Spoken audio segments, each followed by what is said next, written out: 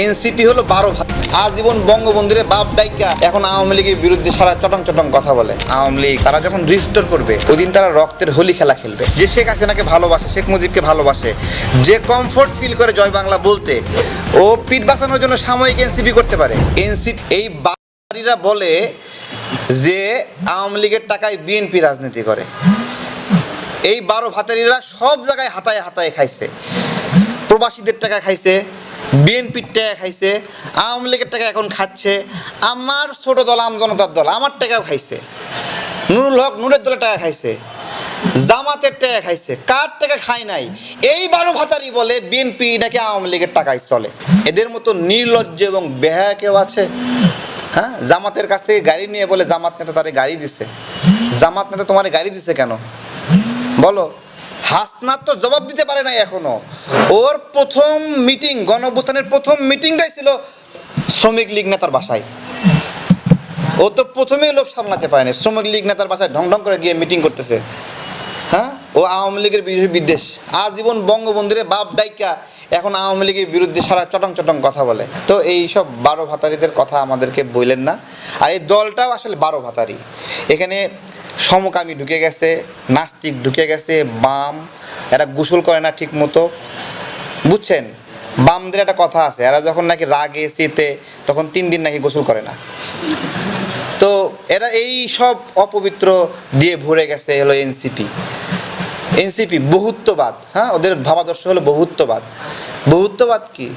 হ্যাঁ, যে ধর্মে প্লুরালিজম নাকি সৃষ্টিকর্তাই প্লুরালিজম, যে অনেক সৃষ্টিকর্তা।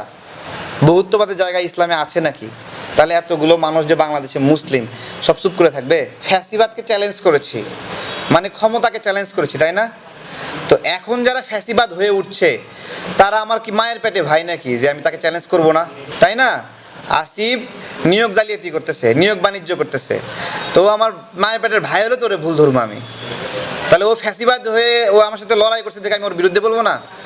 বিএনপির সাথে একসাথে লড়াই করতেছি, বিএনপি সামনে ক্ষমতায় আসবে, তো আমি রাজনৈতিক একজন কর্মী হিসেবে, অ্যাক্টিভিস্ট হিসেবে বিএনপির ভুল ধরবো না? বিএনপি ভুল করলে বিএনপি নিয়ে এখন কথা কম বলি কেন? বিএনপি নিজেই এখনো মজলুম।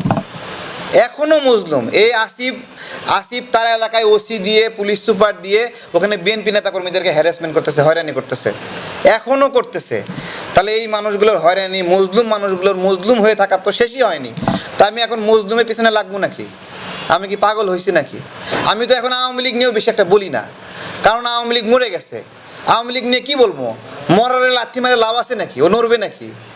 হ্যাঁ, লাথি তো মারমো তাকে যে আমার অধিকারকে কাড়ে নিতেছে, লাথি মারমো তারে যে আমার ভোটাধিকার কাড়ে নিতেছে, লাথি মারমো তাকে যে আমার বন্দর বিদেশকে দিয়ে দিচ্ছে, লাথি মারমো তাকে যে বিদেশি ষড়যন্ত্রে পা দিচ্ছে, যে বিদেশের দালালি করতেছে, আমি ওরে লাথি মারমো। আমি কেন আমার রাজনৈতিক সহকর্মী যে এখনো ক্ষমতায় যায়নি তার পিছিয়ে লাগবো? তার ভুল হতে পারে, ভ্রান্তি হতে পারে, ফোন দিয়ে বলি ভাই আপনাদের ভালো লাগতেছে না, বলি বিএনপি দিয়ে বলি, জামাতকে বলি ভাই এটা ভালো লাগতেছে না, বলে ফোনে বলি। কিন্তু তারা তো ক্ষমতার অংশীদার হয়নি এখনো, তারা তো ক্ষমতায় যায়নি। আমি কেন মজলুমদের বিরুদ্ধে লাগবো?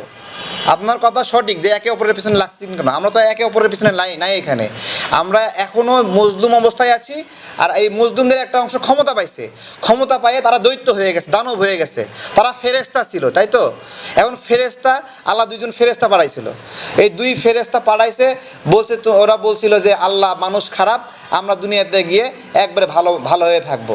এখন 2 ফেরেস্তা একজন নারীরে সামনে পায়, 2জন মিলে যুদ্ধ লাগাইতেছে, নারীরে কে নিবে? তো ইউনূস সরকার হলো এই ফেরেস্তার মতো, আইসা নারীরে খাওয়ার জন্য তারা বসে গেছে।